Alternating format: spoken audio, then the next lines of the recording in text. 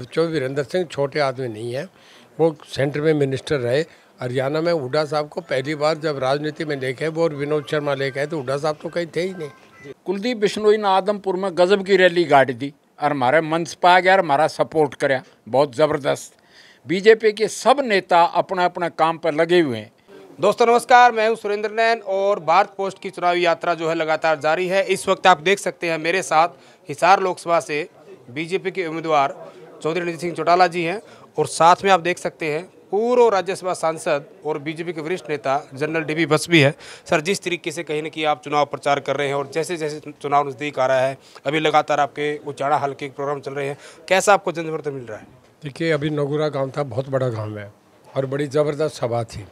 यहाँ एक दूसरी एक टीवी वाली एक पार्टी आ गई, उन्होंने खुले आधार लगा के उसमें बैठा के इंटरव्यू भी लिया। पूरे गांव ने तालियां बजा के हर सवाल के ऊपर उन्होंने गड़गड़ाहट से उसका स्वागत करा। इस गांव में हम 70% वोट इस गांव का हमें मिल रहा है, जो सबसे बड़ा गढ़ था जिससे चौदेवीलाल का गढ़ हुआ करता था। अब कांग्रेस वाले क्लेम कर रहे हैं किसान आंदोलन के गांव हमारे साथ है, वो गांव का सारा माहौल ही एक तरफा हो गया। बिल्कुल, जिस तरीके से कहीं न कहीं गांव वाले आपको समर्थन दे रहे हैं, किसानों की बात आपने कही, वही मैं जेजेपी विधायक जोगीराम सिहाग की बात करूंगा। हालांकि वो जीत कर आए हैं जेजेपी से, कुछ दिन पहले तक वो सरकार में साझेदारी थी, लेकिन जिस तरीके से उन्होंने शुरुआत की और आपको खुले मन से समर्थन दिया जोगीराम सिहाग ने, आपको कैसे देखते हैं आप? मैं उसका धन्यवाद करता हूँ। वो विधायक है, 2 लाख मतदाताओं से बने हुए हैं, वो पॉलिटिकल आदमी है। चाणक्य कहता है हर राजनीतिक आदमी कब सांस ले कब छोड़े, ये भी राजनीतिक होता है। वो अपना निर्णय अपनी गेम खुद खेलते हैं। मैं तो उनका धन्यवाद करता हूँ कि उन्होंने मेरे लिए खुला समर्थन दिया। जी सर, आपके प्रतिद्वंदी है कांग्रेस के उम्मीदवार जयप्रकाश जेपी, वो लगातार कहीं न कहीं दावा कर रहे हैं कि मैं 5 लाख से जीतूंगा। कुछ नहीं, उसे सारे कहते हो झूठा आदमी है, कुछ भी बोल दे। वो कह दे मैं अमेरिका में तो जीत रहा हूँ और रसिया में थोड़े वोटों से पीछे हूँ, तो कोई मानेगा क्या? वो तो ऐसी ऐसी बातें करता है। तो बेतुकी बातों का कोई जवाब नहीं होता। कहते हैं कि जब कई मूर्ख आदमी से आप बहस करें तो पहले तो आपको उसके स्तर पे नीचे आना पड़ेगा, फिर उसके बातों का जवाब देना पड़ेगा। क्या जवाब दें? वो तो यूँ मारे जा रहा है फटाफट। मुझे कहता है बटोड़ा है, उसमें क्या निकलेगा? ये कोई राजनीतिक बातें हैं क्या?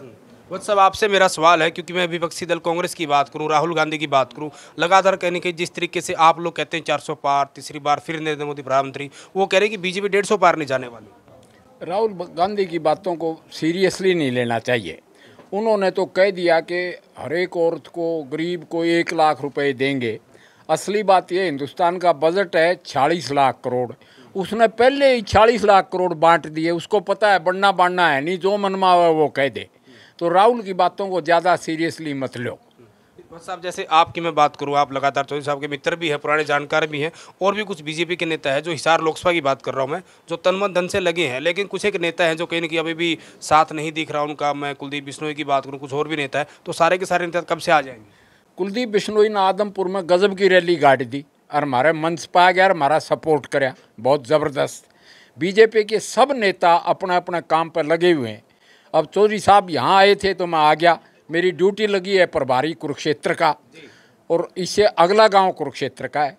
तो बीजेपी के सब नेता नरेंद्र मोदी जी की कमांड में चौधरी रणजीत सिंह के साथ हिसार कॉन्स्टिट्यूएंसी में लगे हुए हैं, जिनको जो जिम्मेदारी मिली हुई है, और इनको भारी बहुमत से जिता के हम लोकसभा में भेजेंगे। तो साहब, मेरा आपसे अंतिम सवाल है। आज जयप्रकाश जेपी उचाड़ा में थे, उन्होंने पार्टी कार्यालय का आज कहीं उद्घाटन किया, लेकिन मैं अभी हाल ही में जो बीजेपी छोड़कर कांग्रेस में गए चौधरी वीरेंद्र सिंह, वो वहाँ नजर नहीं आए, यानी कि वीरेंद्र सिंह परिवार जेपी के मंच पर नजर नहीं आया। कैसे देखते हैं आप? देखिए, कांग्रेस पार्टी एक ऐसी पार्टी है जिसने सब बड़े बड़े परिवारों को हमेशा करा। चाहे देवीलाल कांग्रेस छोड़ के गए, चाहे बंसीलाल छोड़ के गए, चाहे भजनलाल छोड़ के गए, सर छोटूराम का परिवार है, चाहे बंसीलाल का परिवार है। उन्होंने पूरे, जब लाहौर कैपिटल हुआ करती तब सर छोटूराम का बहुत बड़ा नाम था। आज उसके परिवार को टिकट नहीं जयप्रकाश को मिले। ये कांग्रेस का लेवल है। मैं क्या कहूँ, कौन जाएगा वो जेपी के मूवमेंट में? जो वीरेंद्र सिंह छोटे आदमी नहीं है, वो सेंटर में मिनिस्टर रहे। हरियाणा में हुड्डा साहब को पहली बार जब राजनीति में लेके वो और विनोद शर्मा लेके आए तो हुड्डा साहब तो कहीं थे ही नहीं। जी, साइलेंट।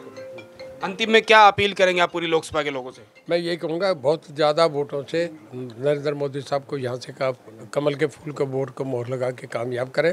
उनका जो एक नक्शा है कि पूरे भारत का समुचित विकास और मोदी की गारंटी, उसको हम कंप्लीट करें।